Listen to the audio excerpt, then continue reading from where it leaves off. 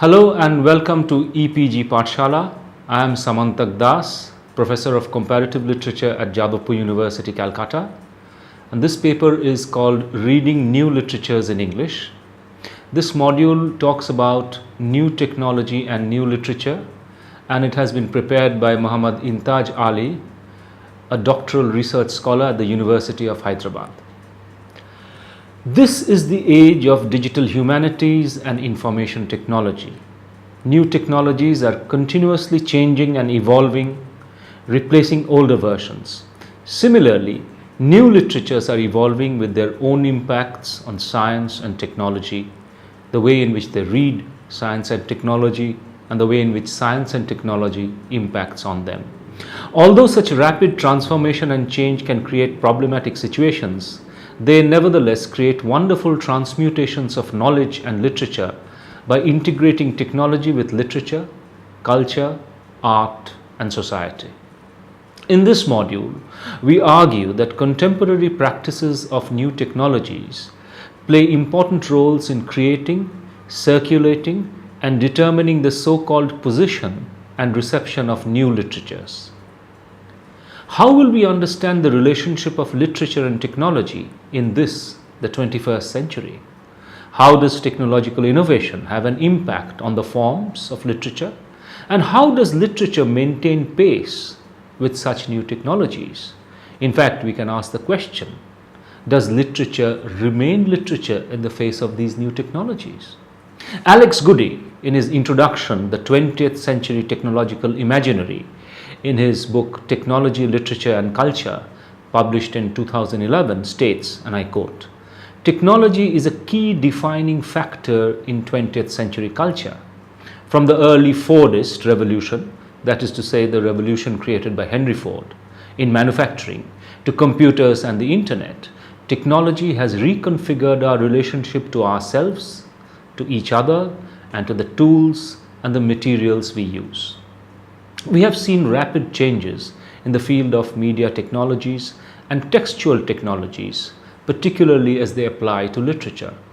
When we hear the word technology, what do we think of? We think of computers or smartphones or some such related technological devices, the ATM, artificial intelligence. We seldom think of something related to letters, the alphabet, or the book, or the printing press, all of which we somehow don't link with technology, but all of which were the results of technological advancements in history.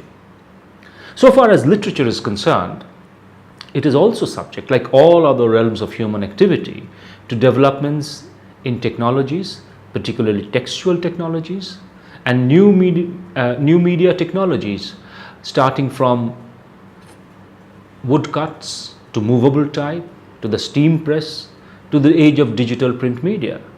These transformations, which sometimes have been gradual and sometimes have been very rapid, these transformations and innovations shape our understanding of texts and reading and textual interpretation.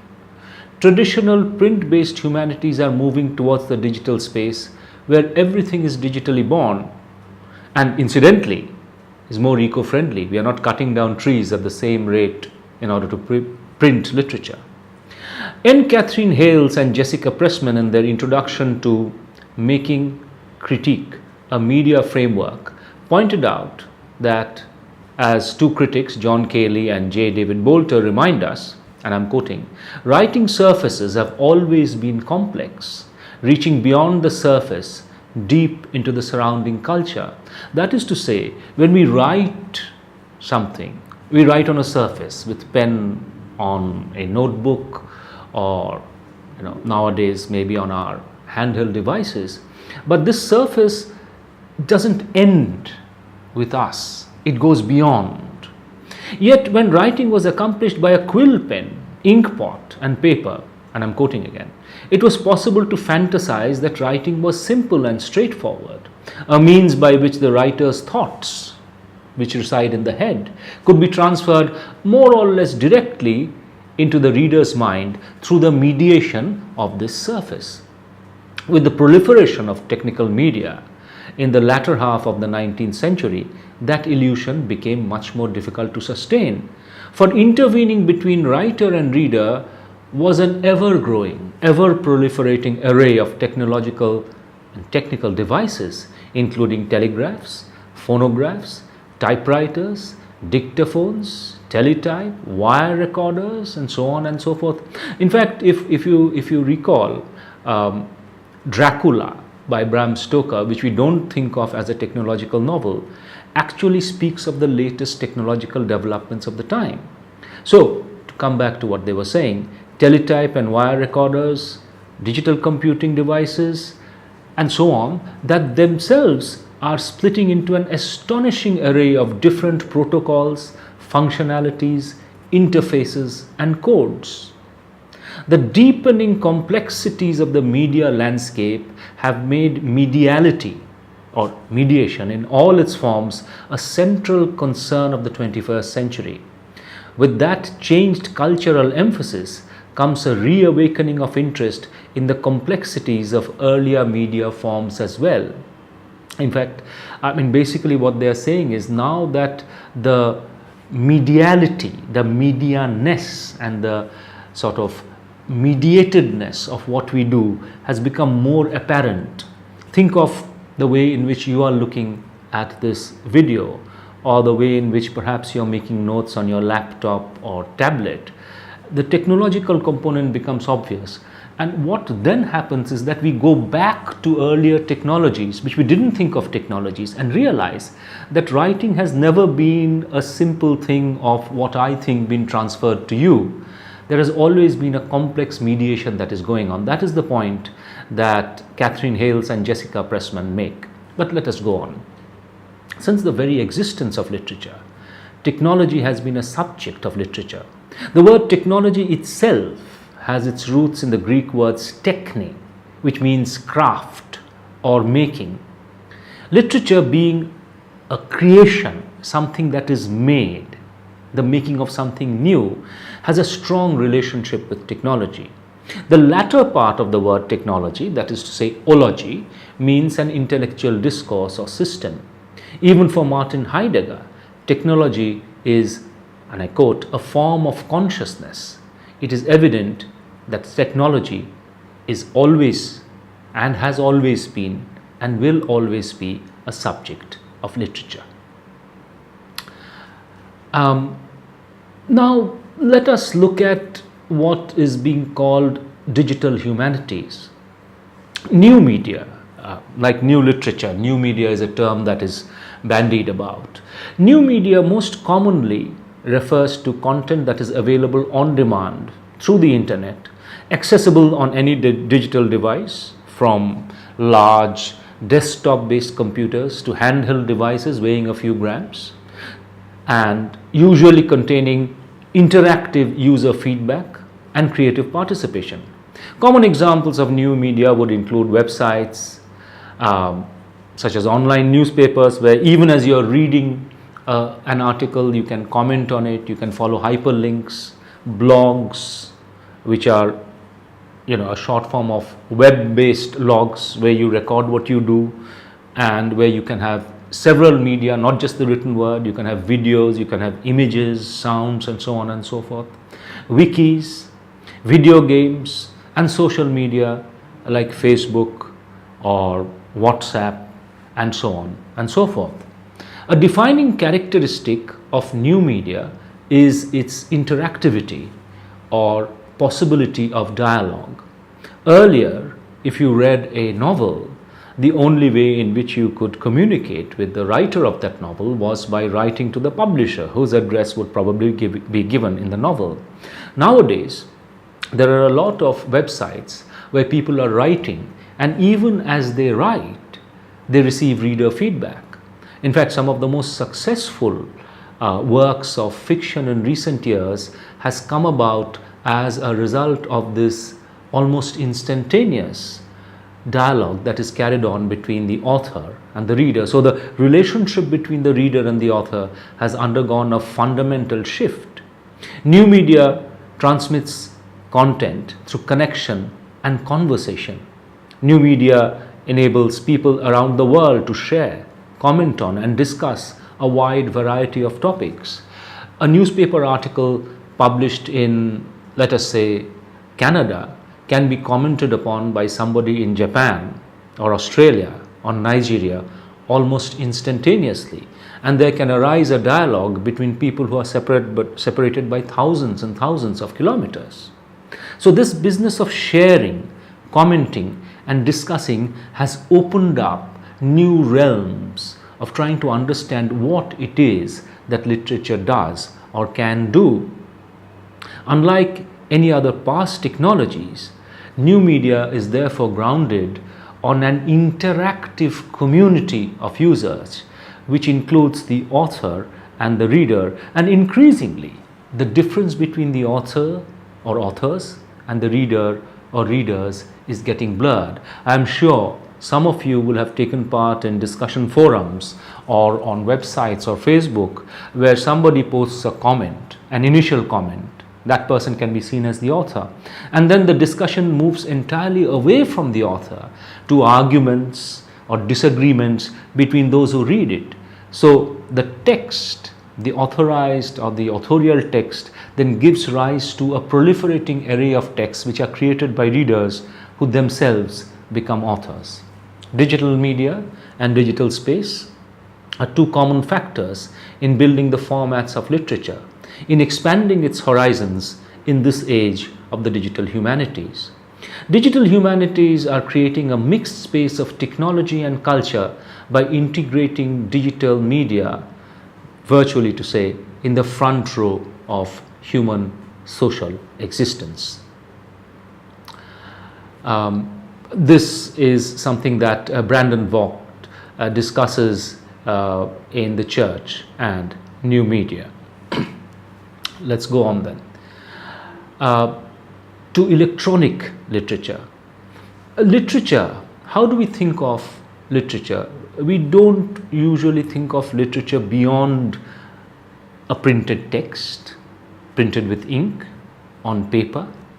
But literature no longer is confined to ink and paper and a written text. It is being produced in different formats, in different media. The most popular forms may include blogs, websites, audio and hypermedia texts, and much, much more. There are already probably several thousand novels in cyberspace, which, let us say, a traditional novelist like Tolstoy or Rabindranath Tagore would not even recognize as novels, because they do not depend upon the printed word. There may be words which you can click on to hear the sounds, how they are pronounced. There may be links which take you to other sites. Let's say if you have a new digital rendering of a novel like Dickens's Oliver Twist, you might be able to click on a link which will take you to the spaces and the places that are described. You might be able to find definitions of what a workhouse is or was, and so on and so forth. Digital space and digital media play a complementary and some may argue a more democratic role in producing literature in comparison to print literature. Digital literature is, in a very real sense, unfixed in the way in which printed literature was not. The term literatronica, literature electronica, also literatronic, was coined by the Colombian mathematician and author Juan P. Gutierrez in 2002 to refer to electronic literature. According to Gutierrez, and I quote, "A word that describes digital narrative, that is, narrative designed for the computer, is literatonic." So electronic, so literature and electronic. It comes from the Latin word litera, letter, and the Greek word which gave birth to the word electricity, electron, etc., etc., etc. Literatronic means a letter that requires electricity, or by extension, letter that requires a computer. Literatronic works could not be reproduced on paper except perhaps as a reading path at a given moment. A literatronic text is untranslatable into the written text that most of us associate with the term literature. Literatronic is a dynamic hypertext authoring system which, instead of relying solely on static hypertext links, for the system allows this as well, uses an artificial intelligence engine to recommend the next best lexis based on what you have already read. So Literatronic is a kind of interactive literature which anticipates where you're likely to go as you read, and this is quite remarkable. Similarly, electronic literature invites us to go beyond books, ink and paper, to transcend media and screens to enter texts. There is another form of literature, however, which came into existence as a movement in the United States of America around 2010 as alternative literature or alt-lit, and this too has been made possible because of the ubiquitous presence of electronic forms of communication, including, most importantly, the internet. Alt-lit is a group of young writers who are tied together by their extremely active use of the internet and social media. It is published and circulated on the internet and social media. It is written in the native styles of the internet and social media, and it is largely concerned with life on the internet and social media. So paradoxically, one of the ways in which we look at literature, we try and understand literature, is how much literature is related to real life, to the way in which we lead our lives. But alt-lit seems to be talking about a world that doesn't really exist. It's a virtual world that they're looking at. Alternative literature is also produced for free access online on blogs, social media, and occasionally personal websites and web pages. Now let us try and bring this discussion to a particular case study. For an example of how these new technologies and new literatures come together and combine with older literatures, we can look at an example of Bichitra, often called Project Bichitra, which is an electronic variorum of Rabindranath Tagore's writings implemented by the School of Cultural Texts and Records of Jadavpur University, that is to say the university where I work, and indeed I was associated with Bichitra. This is something that was made from Government of India funds as part of the 150th anniversary celebrations of Tagore's birth, funded by the Ministry of Culture and led by Professor Shukanta Chaudhary. It is the largest integrated knowledge site devoted to a single author in any language to date anywhere in the world, and comprises nearly all versions of nearly all of Rabindranath Tagore's works in Bangla and in English. It excludes, of course, most of his letters, some speeches, textbooks and translations, except for Tagore's own translations from Bangla into English and a couple from English into Bangla. The moving spirit behind the Bichitra project was Professor Shukanta Chaudhary and Professor Shubha Chakraborty Dasgupta, and I also helped in creating the website. You can see the Bichitra website if you go to bichitra.jdvu.ac.in or type in Bichitra, go to YouTube and type in Bichitra, and you will get an overview of the project. Now what the Bichitra project has done is it has brought together not just Tagore's texts but all versions of his texts, because Tagore was somebody who not only wrote a huge amount, he kept constantly revising his text. So one work, let's say a play, might exist in as many as 8 or 10 or 12 distinctly different versions. Now earlier, if you wanted to look at this play, you had to choose between these 8 versions. And this was a very tedious task because you didn't have a single place where you could get all of these versions. Now the internet and electronic media make it possible for us to access any of these versions that we like and to compare any one version with another version. So let's say you have version 1, 2, 3, 4, 5, 6, 7, 8 of a poem, and you make the 7th version the primary text, and as you read it you will find links to the other version. So you can see the ways in which Tagore made transformations. Sometimes this transformation or this change is at the level of a single word. Occasionally it might be at the level of the entire text, where he changes scenes around, where he introduces characters, gets rid of characters, and so on and so forth. It is only now that we can kind of look at the proliferating hypertextuality and intertextuality of Tagore's works. And if you want to see the way in which the resources of the digital era have been used to look at the works of a writer who died in 1941, you can have a look at the Bichitra site. Similarly, if you go to shabdokolpodrum.in, shabdokolpodrum, you have prominent examples of audio as literature, and there are many other sites where you can look at film, you can look at music, you can look at sound. There are several websites that are in the process of being created in different parts of the country, including a soundscapes project at Jadavpur University, which looks at the sounds of the city of Calcutta. So all of these things make possible the bringing together of a diverse array of versions of texts, and I use the word texts in the largest sense. This can be something which is spoken, this can be something which is written. So the digital humanities change, in other words, the way in which we read texts.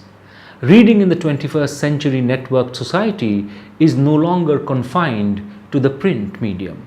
The scope of the reading of our readings has extended to the internet, sources that changed traditional reading cultures that we as readers are used to. The emergence of the internet has created an extraordinary change in reading culture. It has made its existence fully or partially palpable to readers and changed reading habits. Presently, if you ask somebody, a younger person, not somebody old like me, if you ask a younger person as to what she is reading, the text that she is likely to mention will include things which do not actually exist in print and may never exist in print. They will exist on her handheld device, maybe a smartphone or a tablet or an iPad. The scope of reading sources has changed drastically to include websites, web pages, e-books, e-journals, e-papers, email, discussion boards, chat rooms, instant messaging, WhatsApp, Facebook, blogs, wikis. I could go on here talking about these things for hours, but you know what I mean. The practice of reading has also drastically changed due to the advancement of technology, which has influenced the reader's choices and habits. Electronic reading is in many ways more useful and more comfortable for readers, although I must add that for people of a certain age, the kind of comfort that is associated with the physical presence of a book may not be present when one is reading a text from a handheld device such as a smartphone or a Kindle. Users are using new reading devices like Kindle, brought out by Amazon, the iPad, the iPhones, and Android phones, which are brought out by various companies, which are in many ways user-friendly and certainly cheaper than the printed book. It also makes it possible for us to build up huge collections. I have a student who once told me that she has 40,000 books. She's never going to read all those 40,000 books, but they are there. And this, I think, is one of the, I shouldn't say problems, but one of the ways in which reading has changed. When we were students at university, what we read was to a considerable extent determined by what we had access to in libraries, in our personal collections, and often very crucially in the collections of our professors. I would not be able to dream of a collection of 40,000 books in my personal library, but that is not very uncommon nowadays.